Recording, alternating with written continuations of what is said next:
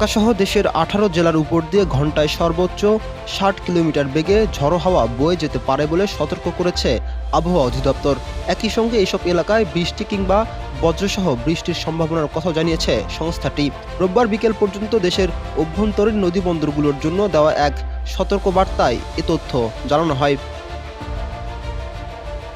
বার্তায় বলা হয়, রংপুর, রাজশাহী, পাবনা, বগুড়া, ঢাকা, টাঙ্গাইল, ময়মনসিংহ, ফরিদপুর, যশোর, কুষ্টিয়া, খুলনা, বরিশাল, পটুয়াখালী, কুমিল্লা, নোয়াখালী, চট্টগ্রাম, কক্সবাজার এবং সিলেট জেলার উপর দিয়ে পশ্চিম অথবা উত্তর পশ্চিম দিক থেকে ঘন্টায় ৪৫ থেকে ৬০ কিলোমিটার বেগে অস্থায়ীভাবে দমকা অথবা ঝড়ো হাওয়া বয়ে যেতে পারে।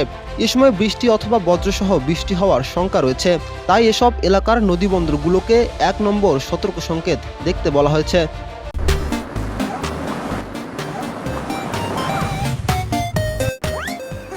এদিকে সংস্থাটির অপর এক বিজ্ঞপ্তিতে জানানো হয়েছে, রোববার সন্ধ্যা পর্যন্ত দেশের সব বিভাগে অস্থায়ীভাবে দমকা ঝড়ো হাওয়া অথবা বিদ্যুৎ চমকানো হালকা থেকে মাঝারি ধরনের বৃষ্টি অথবা বজ্রসহ বৃষ্টি হতে পারে।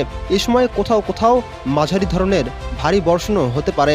দেশের বিভিন্ন স্থানে আগামী কয়েকদিন ঝড় বৃষ্টি ও ভারী বর্ষণের প্রবণতা অব্যাহত থাকতে পারে বলেও জানিয়েছে আবহাওয়া অধিদপ্তর।